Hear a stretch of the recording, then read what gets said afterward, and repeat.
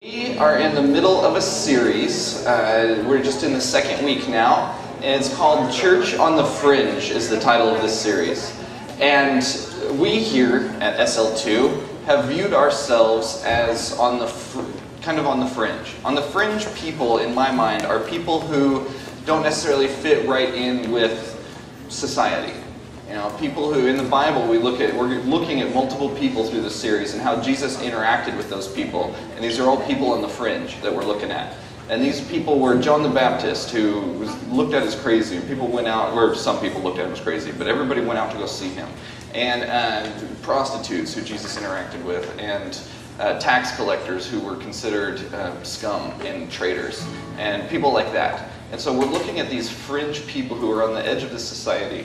And what we mean by church on the fringe is church isn't an organization, church isn't a building, anything like that. Church is the people.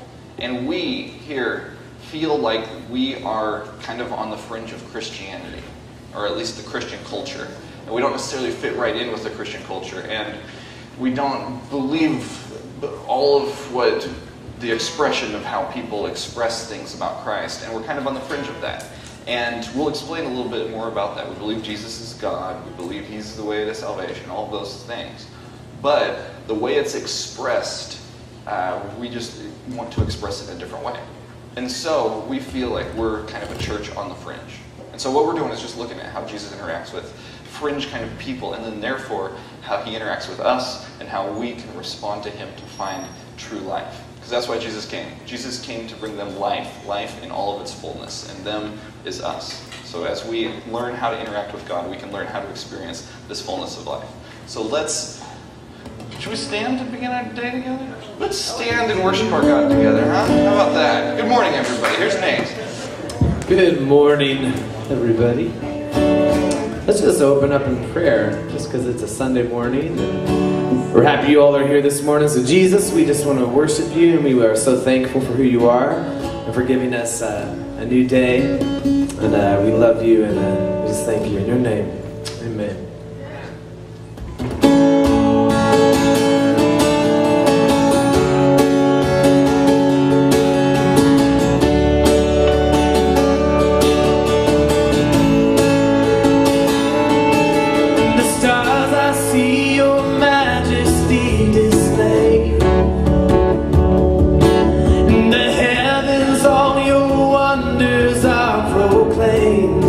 I see your face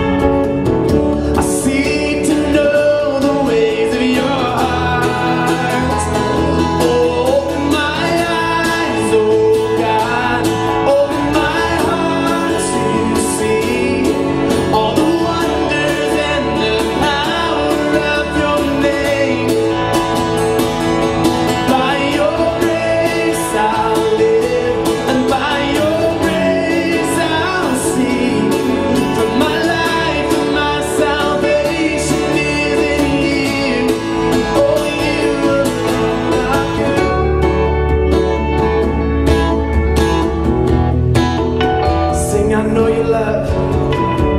I know your love is all that I need. And I seek to know the ways of your heart. And I know your love. I know your love is all that I need. And I seek to know the ways of your heart. Open my eyes, open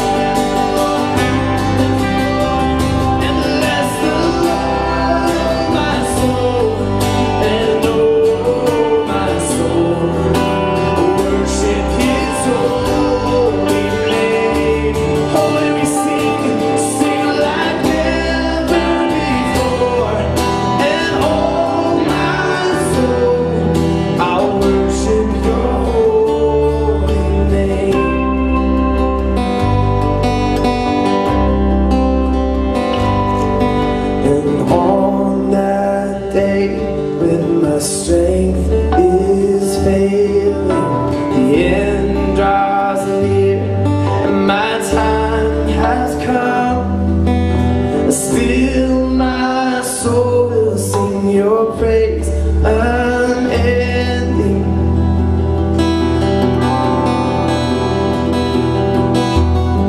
10,000 years and then forevermore. Forevermore, forevermore. And bless the Lord, oh my soul, and oh my soul. Worship His holy name. We sing you, sing like never before. And oh my soul, I'll worship your holy name. Oh, bless the Lord, oh my soul, and oh my soul. Worship His holy name. Sing like never before.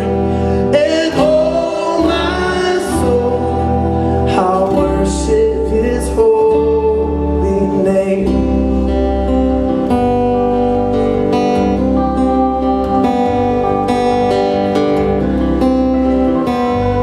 Sing like never before. Oh my soul, worship your holy name.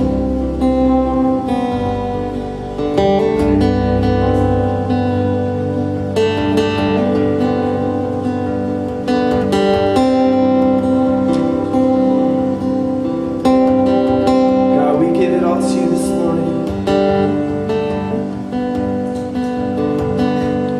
God, we want to remember that no matter what, God, we always have a reason to worship, to praise you, to love you. No matter what seems wrong in our life, no matter how many things we're dealing with, God, there's always something to be grateful for, always something to worship you for. God, we just give it all to you. We lay everything down, all of our trials, all of our financial problems, all of our family problems. God, we give them all to you. God, we just open ourselves up this morning. God, we let go.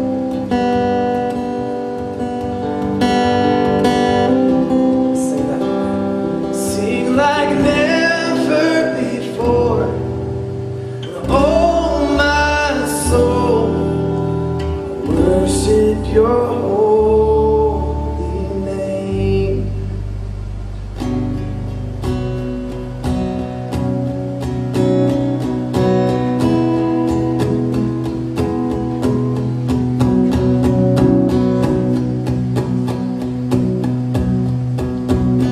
Does it all sound the same?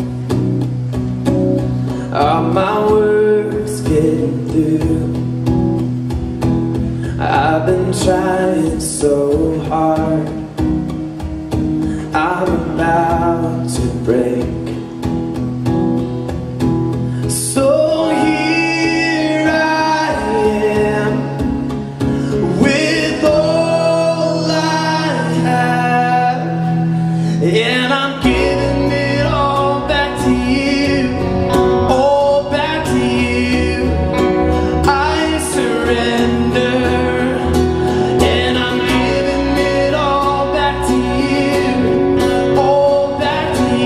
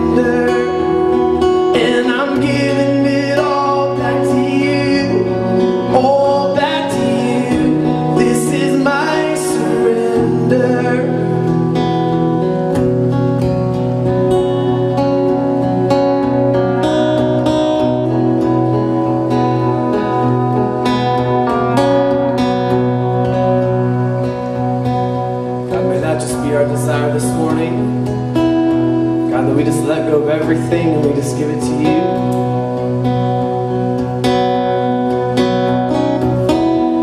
God, I pray that you would just speak through Pastor Jeff as he just brings your word and just shares what you've laid on his heart.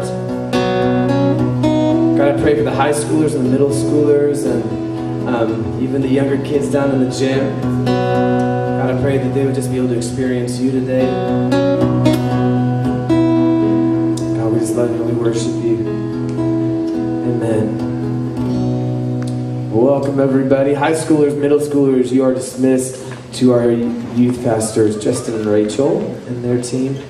And everyone else, you guys can turn around and say hi to somebody or give a high five.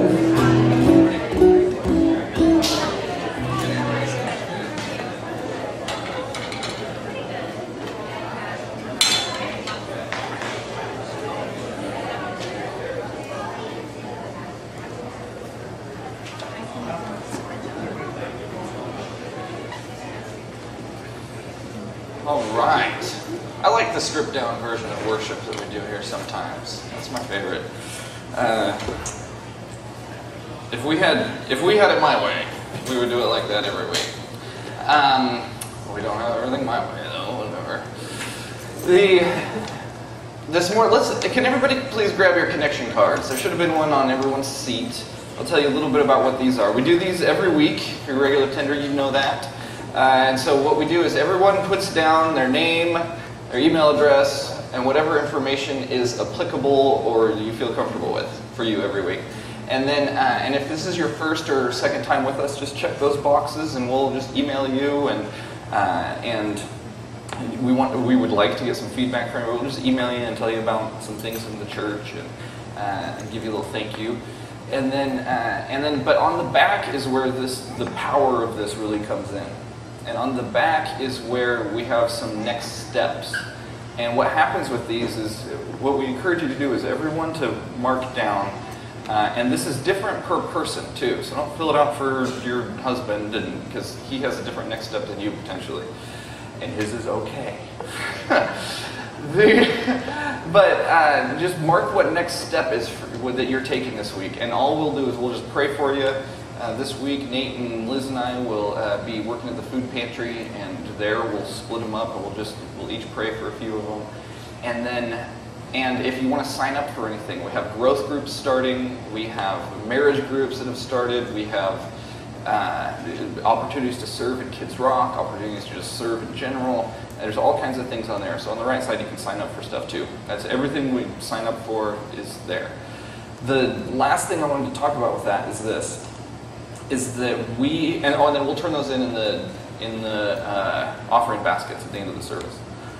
But the last thing I wanted to say is men's growth groups are starting this week, and hopefully this week. We're going to form them this week at least. We're going to form the groups, and the guys who are leading these groups got together this last week, and it's really exciting to see.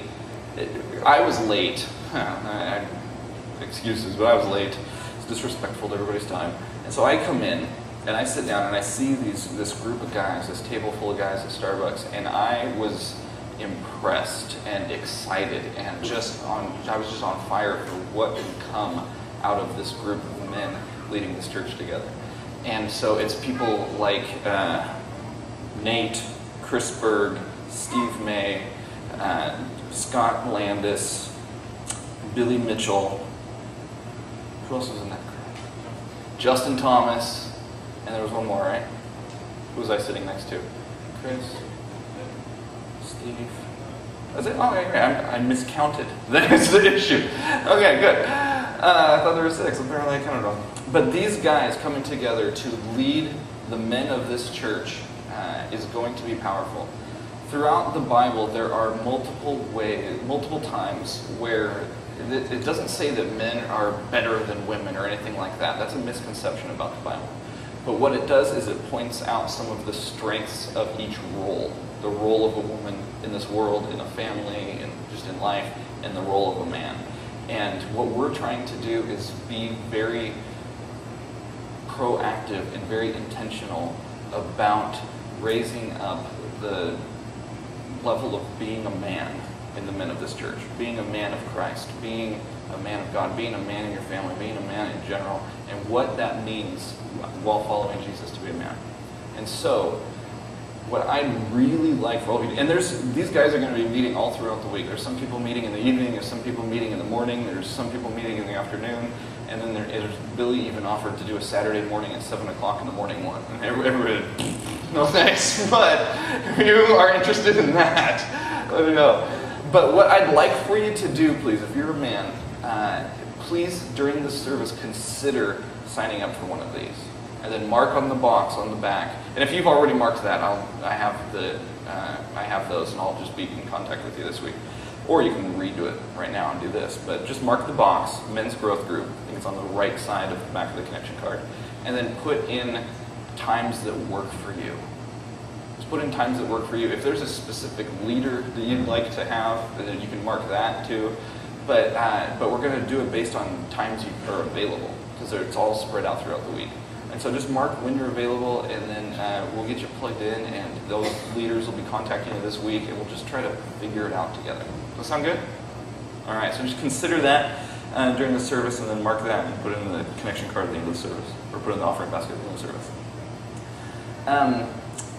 One more announcement for the beginning of the service, and I'm just really excited about this, and this has nothing to do with anything important. But I'm not big on fashion, as you can probably tell. I'm never connected. I didn't know these were a thing, these slipper shoes. These were the best purchase I've ever purchased. I bought them yesterday. They're amazing. Anywhere, they're so comfortable. And I can't kick anybody in the shins with my steel toe boots, rusty. But I feel like I'm walking on air all of the time. So this is the most comfortable I've ever been preaching, because these shoes are outstanding. So, getting into the actual stuff. I want to tell you a little bit about just one transition I had in my life. And we all go through life transitions. And sometimes they're fun, sometimes they're hard, usually they're difficult. But usually, and depending on how we do it, a lot of times we get to a good place on the other end. I want to tell you about one of my earlier transitions in life.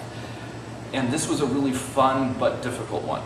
Now, there was a time, growing up, I always had a few really good friends. Growing up, I never had a ton of friends, but I had 2 or 3 really good friends. That's what I had. And when we got to middle school, high school, my freshman year of high school, if I didn't have the same lunch as those friends, or if one of them was sick for the day or something, I would freak out and not know what to do. All right? Some of you may have experienced this feeling before. I would freak out and not know what to do. And so there were multiple times when somebody was sick, and I was just so embarrassed and insecure and just conflicted and just full of all this emotion and scared. I would go get my lunch, and then I would go back to, there was this old gym that was only used for wrestling practice, so it smelled like wrestling practice. And I would go to these back stairs and just eat there. And then in so doing, I ran across some other people this other group of people who would just sit out there and just hang out. So I ended up hanging out with them a little bit, because they asked, "Where are you going?" And I couldn't actually answer. I'm going to go eat lunch alone on the back stairs. I couldn't actually say that. So I was just, we'd start talking, and I ended up hanging out with them. And developed this other group of friends than the 2 or 3 other people I was hanging out with.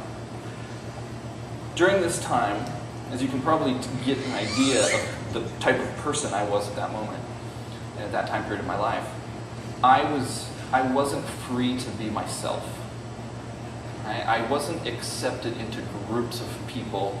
I never tried. I never had the courage to try to put myself out there and be a part of another group. And so, what happened was I started to experience this acceptance. I hung out with this group of people. We would really only hang out at lunch and at school, but I started hanging out with them, and I felt this acceptance just for who I was. And it was exciting, it was healing, it was empowering to be able to feel that. Just that acceptance. Not for anything I did, just for who I was. It's the same kind of love that a parent has for a kid, right? Not for anything they do. if your friends acted like that, you would not hang out with them. Right? Right? A kid the other day just jumped on me and hurt me a lot, and I would not just put up with that with Justin. Right? I would be angry, and when Rusty does that, I try to punch him. But I love them for who they are, not the things they do, right? And I started to feel that kind of acceptance through these people. And what that did was it made me be free to be me. To not try to be something that would please them, not try to make them happy, but just to be me. And then as this developed, I was super shy, super quiet, and as this acceptance developed and the freedom to be myself, I started to learn more about myself. I started to learn that people thought I was funny, and I started to love people thinking I was funny. When I say something funny, I still go home to Liz and, hey Liz, guess what I said today? And she laughs at me. She doesn't even laugh at what I said. Usually she doesn't think it's funny. But of course I think I'm funny. Why would I say it if I didn't think it was funny, right? Why would you tell a joke that you don't think is funny? Of course I think I'm funny. So I go home and I tell her, and she laughs just at me, not at the joke. So I started to find out about this and started to then live that out more. Right? I find out people like this, I like it, let's do this more. Right? And it developed in other things too. Certain sports I tried out for because my friends were, and then ended up liking it. I did track for a week and a half and hated it, but so it was a development time where I was actually able to find out what I liked, what I wanted to be, and actually start living that out. And so I was bringing myself to this. So I was accepted for me, which brought about me bringing who I was out more. And what that did was it helped me to experience a more full life. I experienced some awesome, crazy things because I was willing to put myself out there. I was able to get more out of life in that time period than if I hadn't have been accepted. It started with that acceptance. Right? That was my experience. Today, what we're going to do is we're going to look at Matthew a little bit. Because Matthew had the same kind of thing happen to him. Matthew was a man who was Jewish, and he was a tax collector. Let me give you a picture of what this actually means. Those two things coming together brings a lot of emotion, not maybe in us, but in those days there was a lot of attention on that, emotionally, physically, all kinds of things. But the Jews were under the rule of the Romans. And the Romans chose certain Jewish people to be tax collectors. And they would go around to all of their people. That's how they were referred to in those days. They would go to all of the Jewish people and collect the taxes to give to the Romans. And this was something that went to them, to the Jews, it went against God. Because God was supposed to be their ruler, not the Romans. They weren't supposed to come under the rule of somebody who was worshiping other gods. They were supposed to just be ruled under God. And so this was looked at as against God. And so these tax collectors were looked at as traitors.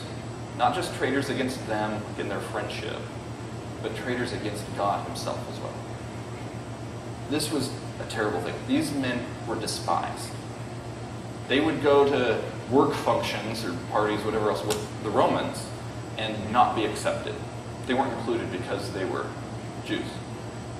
They would go to Jewish festivals or Jewish parties or whatever, and they wouldn't be accepted because they were traitors.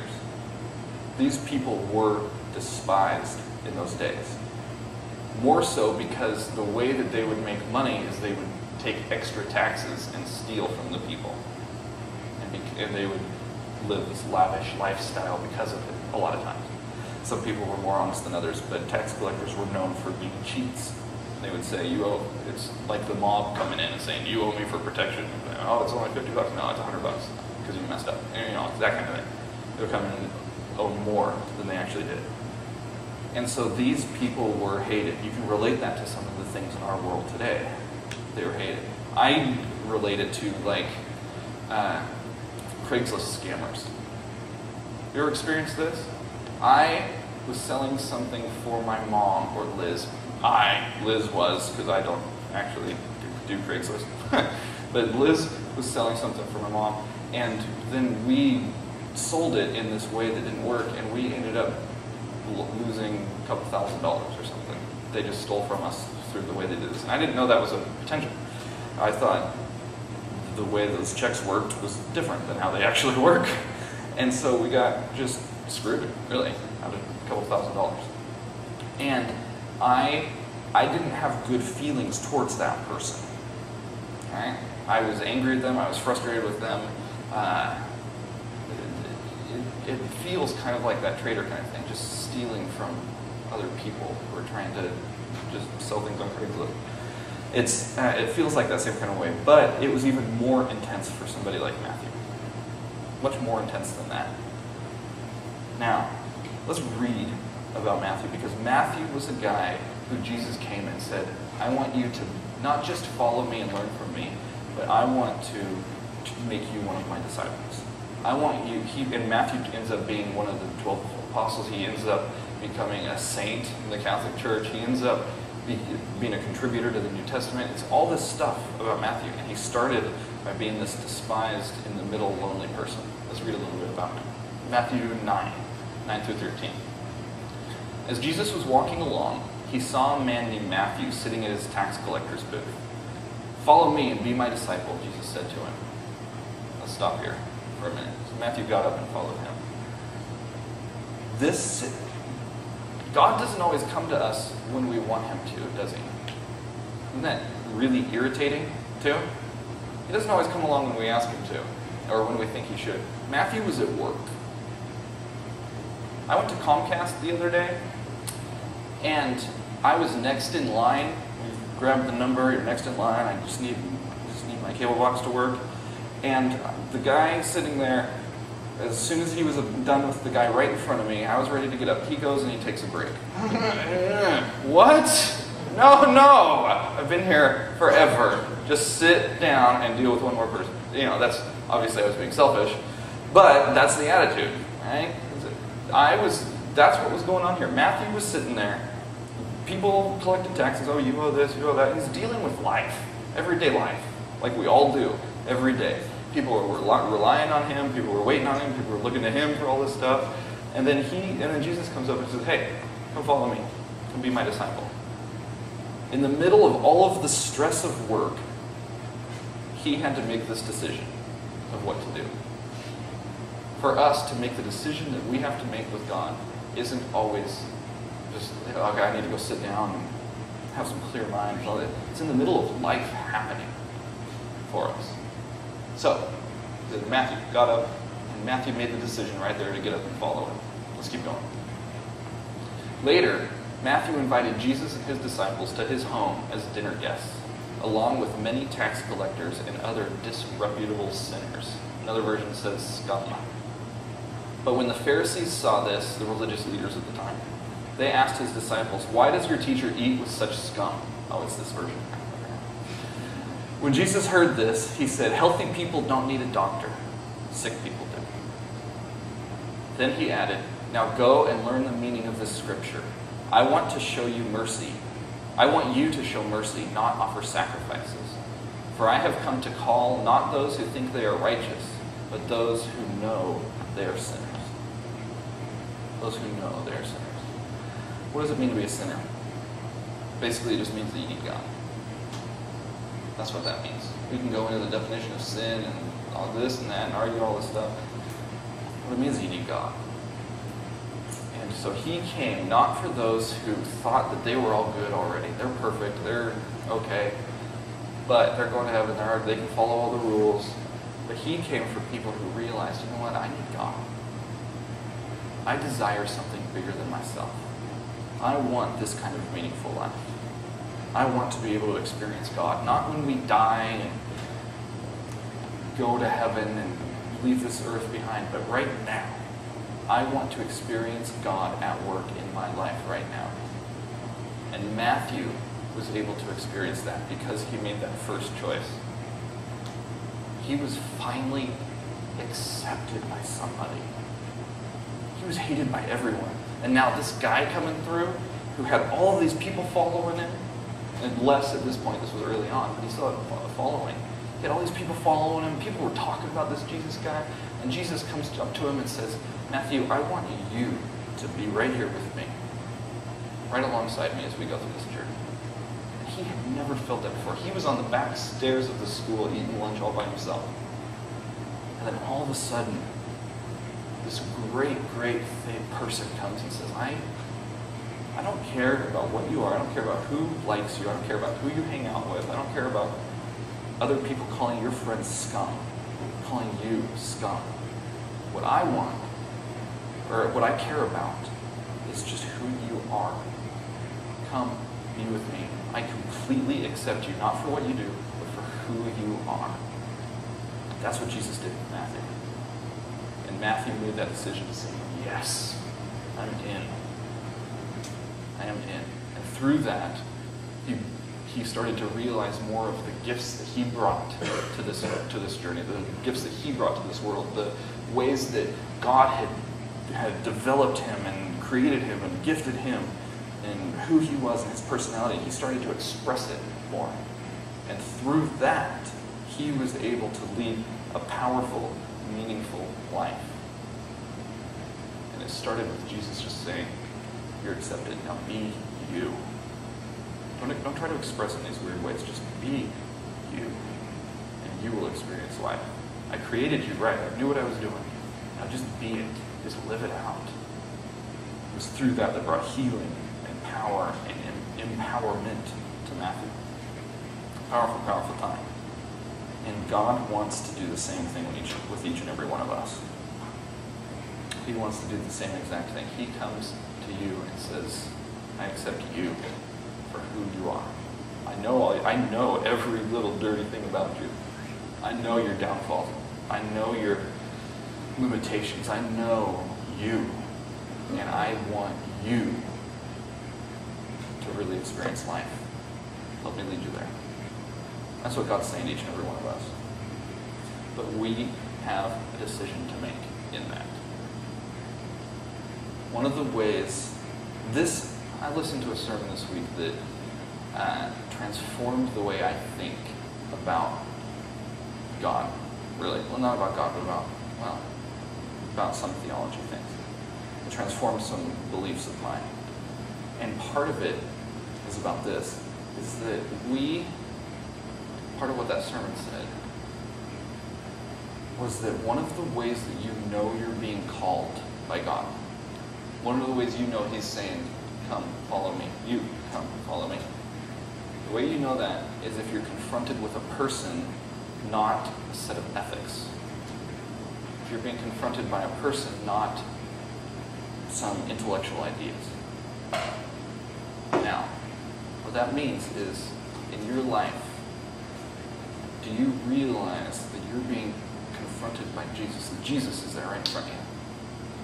And when you're making that decision to follow him, are you making the decision for God, to follow God or not, or are you making the decision based on intellectual ideas or ethics?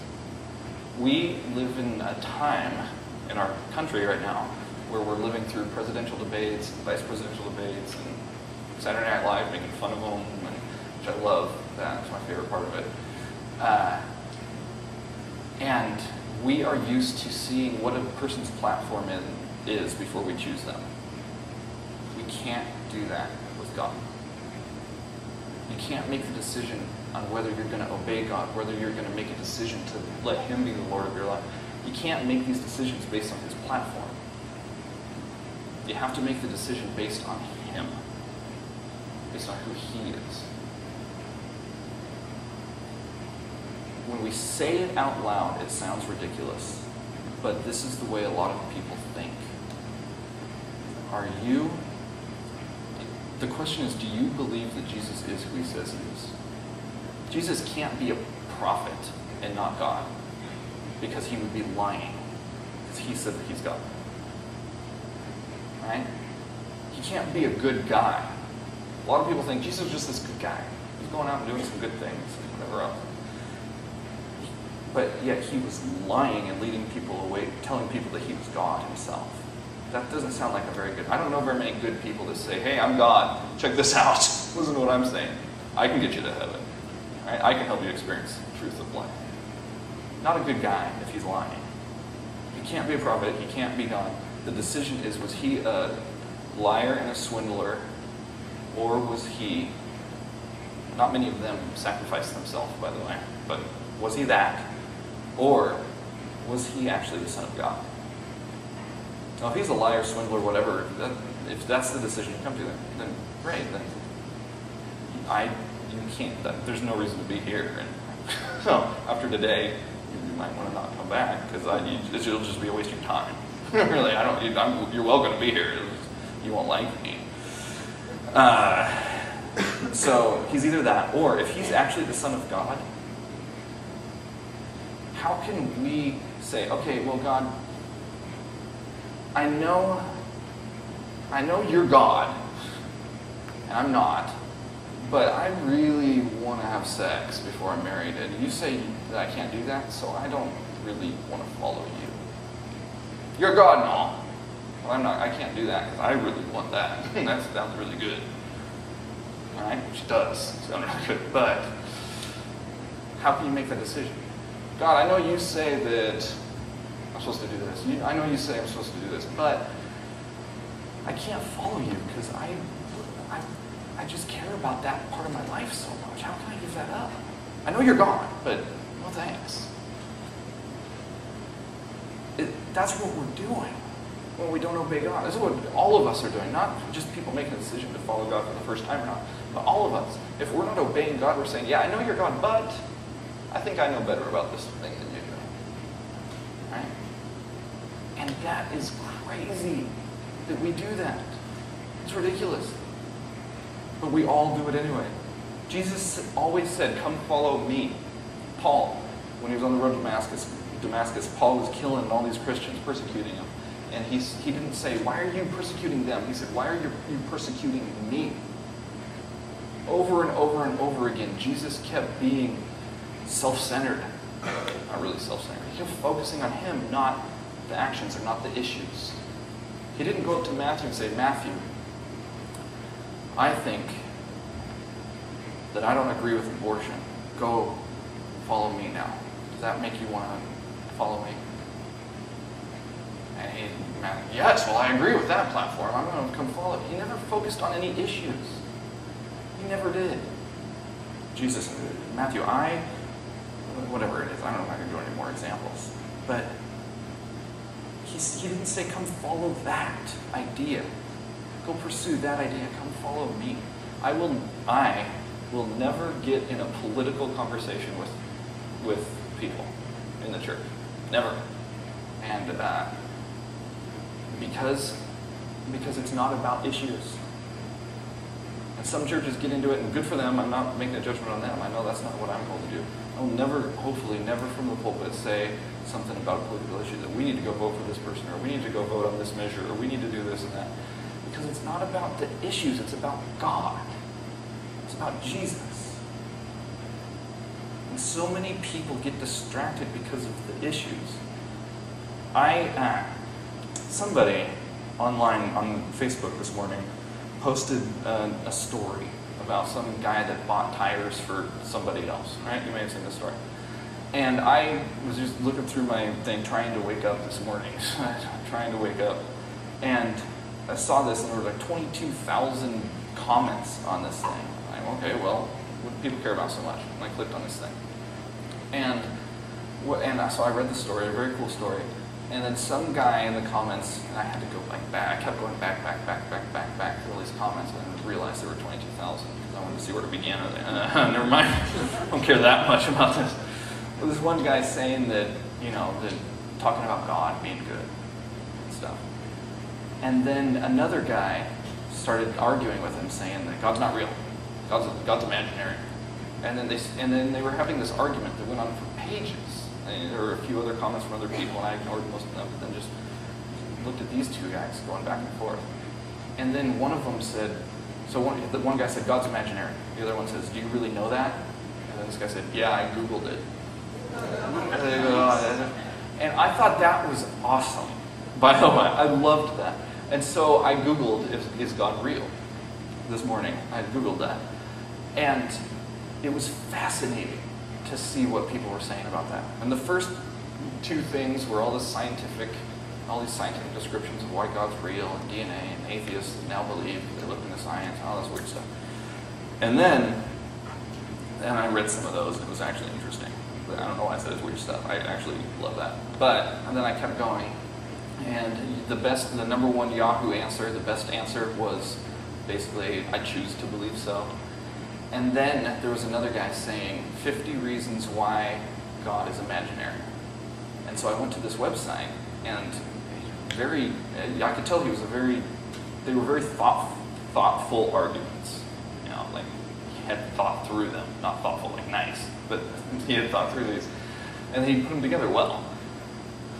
But he was focusing on issues, and he was misinformed about what God actually says and does. He was focusing on issues like slavery, and that God was okay with slavery because of how he gave directions in this way, and some women's rights, and all these other things. And he didn't. What frustrated me was the fact that he just didn't understand what God actually said. Jesus was the first women's rights activist. He was crazy in his support for women's rights in those days. I'm not saying he was crazy. In those days, he was looked at as crazy. Support for that. He was actually telling the people who owned slaves to treat them well, and all these things. It's so misinformed about what God actually says. And this is smart. You can tell he thought through this. I assume he's a smart guy. But the problem is that it's just all about understanding. We get so focused on trying to remove sin from our life as Christians, right? We get so focused on the perfection and the actions that we forget about the understanding of it. You know, Jesus never prayed, that I've been able to find, Jesus never prayed for the strength of people to be able to remove sin from their life. He told people to have the strength to stay awake while he prayed.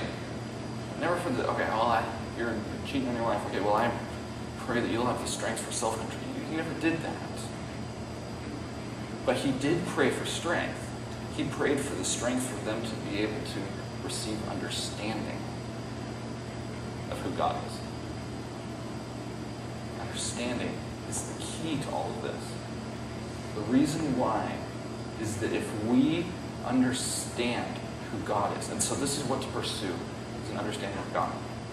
If we understand who God is, we can't not respond to him because of how deep and how full his grace, his forgiveness, his love really is. And we start to understand the depth of his care for us, we can't not respond to it. I looked for a clip of this, but the movie's different than the book. In the Lord of the Rings book, I think it's the third one, Return of the King. In that book, there's this one chapter where they're fighting the Witch King, I think it is, a Demon King, Witch King, something like that. And there's this hobbit, this little guy, hairy feet and all. And his job is to protect this king that he cares about so much. So he's protecting this king. I would have put somebody other than the hobbit in that role. Okay, smart. So his job is to protect. This demon king comes in and strikes down the king. He's not dead, but he's down. And this hobbit freezes and backs away from the fight. And then the daughter of the king comes in and stands in the way and says, "If you touch him, I will smite you." Something like that. And the demon king says, I don't remember the exact phrase, but lady, if you don't get out of the way, I'm not just going to kill you, but I am going to torture you beyond imagination. And then I will kill him. She says, she stands her ground. I get a little worked up with this. She stands her ground, And she says, do what you must, but know this, is I will smite you. And then and so the guy starts to flail on him, this demon king. And then this hobbit sees this scene, and he jumps up, and he starts to fight this guy, and they fight him off together. But he is stricken with fear, frozen by fear. And then he sees that this one woman is standing up to protect the king. And she's sacrificing herself, not just death, but sacrificing herself in a torturous way for this king that she loved. She was standing in between this king and destruction. And that inspired this hobbit so much that he was willing to take on whatever it is. Even if he was going to be tortured like this, he didn't care. He responded because he had to. Didn't have a choice, but he had to respond. And that, when we understand that that's what Jesus has done for us, we don't have a choice but to respond. That Jesus stood between us and destruction and sacrificed himself incredibly, in more ways than we can imagine as humans. He sacrificed himself by humbling himself to come to earth to experience this life. He sacrificed himself on the cross. He sacrificed himself by all of the pressures of everything and being able to live through it without messing up, without sin. He sacrificed himself and stood between us and destruction, and he still does it today. Now the question for us is, are we going to respond to that? How can we not? If we actually understand the issues, we can see how good God is too.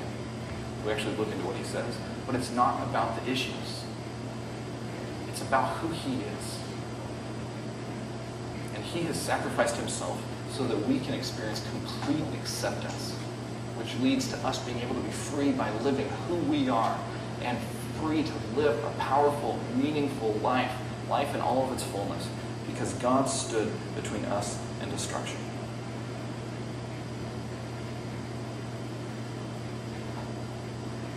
When we realize that, we don't have a choice but to respond.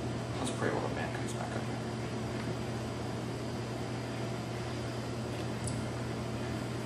Lord, it's hard for us to be able to receive just the truth of your acceptance all the time.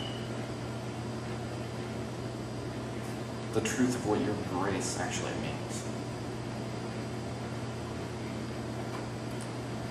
Help us to be able to get through our own issues and to be able to have the strength to understand you. Understand your heart for us, to understand how complete your grace and your love really is. Lord, thank you for the life that you're leading us to. Thank you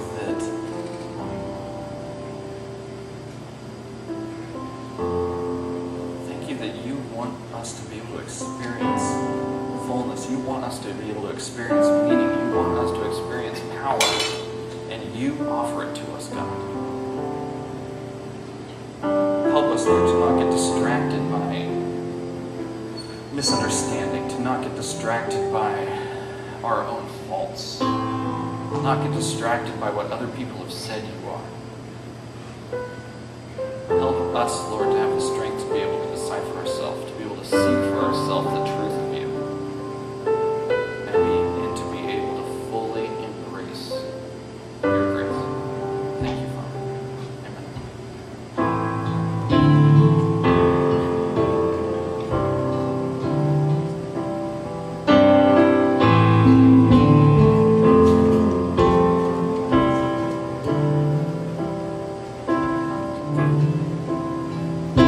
To heal this heart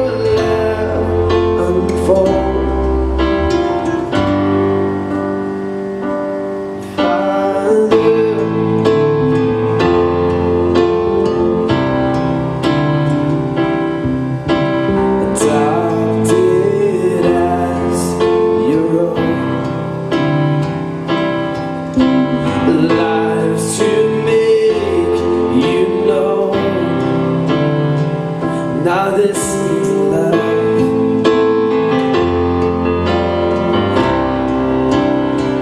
Now this needs love.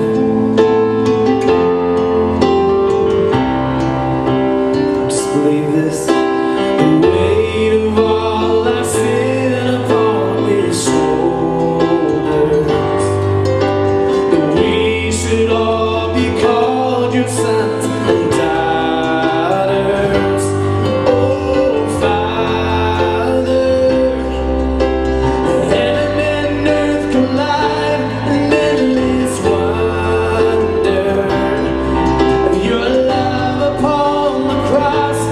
We will follow, not for this life, forever to see your love unfold.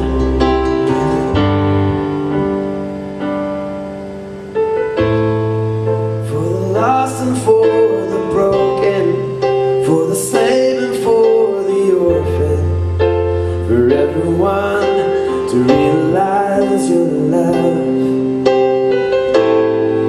From the famous to the faceless, from the beggar to the king, for everyone to realize your love. You restore the broken-hearted, bring freedom to the captives. One for all, forever this means love.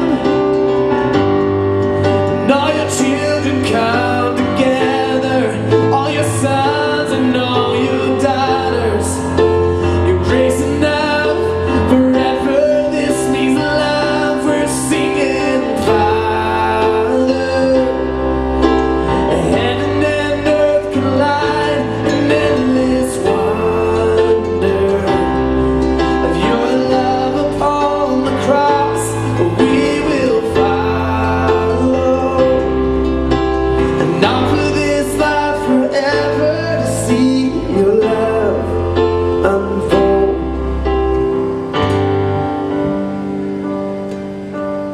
Father, heaven and earth collide in endless wonder of your love upon the cross. We will follow, and not for this life, forever to see your love unfold.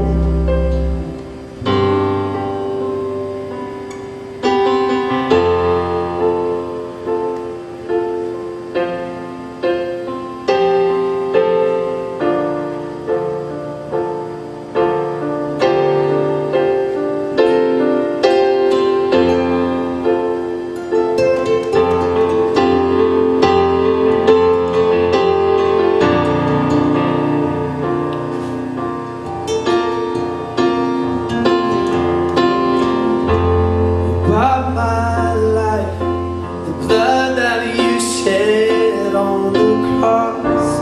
And you died for the sins of men, and oh, rest assured in you it will never be the same. Will never be the same. We'll never be the same. Won't you stand and sing this? I know the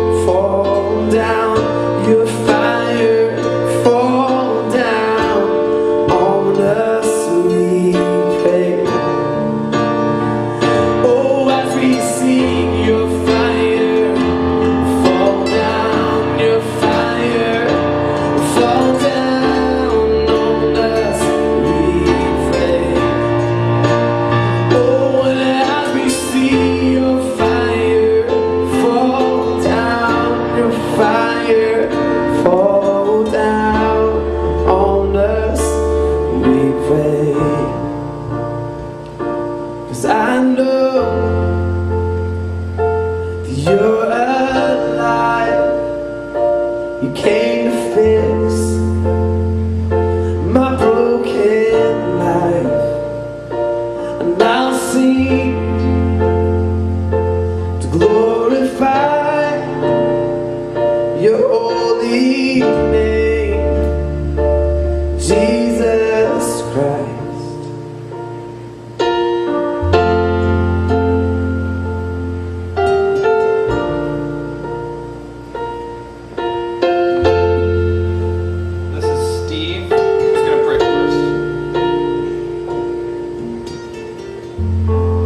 You're King, you're God, you're creator of everything. You're the one who sees us completely, who knows all of our crap, who knows everything that's good about us, everything that's bad about us. And you're the one who sees through all of that and says, will you be with me? Will you accept my forgiveness? And Father, I pray for us as a church, for us as individuals, that our response to you, to the person of you, to you in all of your greatness and all of your goodness, but also all of your tenderness and all of your kindness, that our response would be yes. And Lord, as we move through this week, as we go into our everyday lives, show us what it means to say yes to you in the everyday, Father. What it means to say yes to you at the bank, with our kids, in our lives, in our fights, in our anger, in forgiveness, Lord God, in all of these things. I pray your blessing on our friends, our family. I pray your blessing on this church as we move through this week. Amen. Amen. Thank you, Steve. A couple things. If you want to sign up for any of the growth groups, do it on the connection card, please. We'll get in contact with you. Discovered class is next week. And so what the Discovered class is it helps you to figure out how you're built and how you can best use that. It's a very powerful class for helping us to learn how to express who we are. Teresa will talk about that a little bit next week, but it is next week after church as well. So you can put that on your calendar to find out more about that if you want. Mark that down. I encourage everybody to get in a growth group. There's two things we want to do. Worship God together on Sunday mornings, and the second thing is get in a growth group. A women's group, a marriage group, a men's group, next semester, and you're just signing up for a semester. It's not this ongoing thing. We're just doing this for a semester, and the next semester we'll have some different kinds of groups as well. So please get signed up for a group. It's incredible what can happen in you as you become a part of those. You don't have to be a certain level of faith before you get in one. There's all levels along the way, so just get involved and let's just try it out and see how it works. It's going to be powerful. And then there's a worship night. Nate, when is that? Next Sunday. Next Sunday night. Yay! Can we talk about it? I don't know. Sure, you talk about that. Nate will talk about that, and then we'll go out with one last song. We're going to take communion there too, which will be cool to do again together. But we'll be giving our tithes and offerings during this last song too, and that's when you turn your connection cards in. Have a great week. All right, so next Sunday, everybody, we're going to do a worship night at our SL2 house at Brooks House, which the address is on, I think, your connection cards. And if not, we'll make sure you get that address. But it's just going to be a very just close time as a family of just worshiping and praying. So if you want to have an awesome time experiencing that, next Sunday night at 6? Let's just go with 6 o'clock. Yeah, let's do 6, I think. But don't take my word for that. It might be... Did we decide 6? Let's go with 7. 7's a more solid number. Thank you. So 7 o'clock next Sunday, we're going to do a worship night. It's going to be awesome, and it's just going to be a praying together and worshiping as a family. So yeah, let's do our offering, and let's go out with one last song.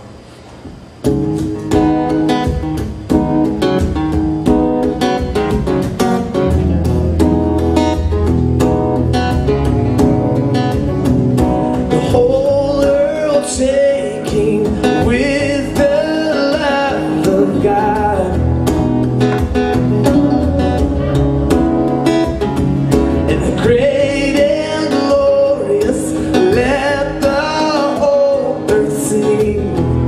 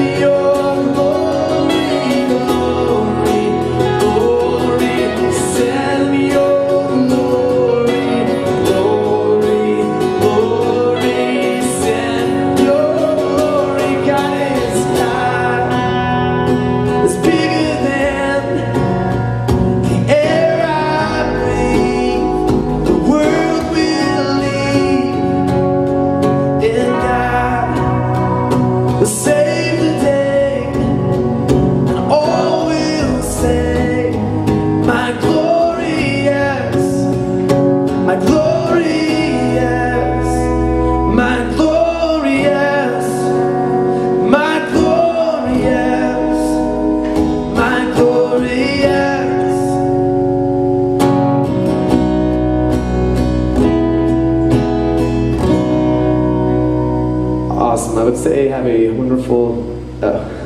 that's awkward. He's running up here like he's going to say something. Have a wonderful Sunday, everybody. We will see you Wednesday or tomorrow for men's group. If you like playing awesome games and watching football and hanging out, tomorrow night's the place to be. Have a wonderful week, everybody. Hang out for some snacks in the back and just high fives and good stuff.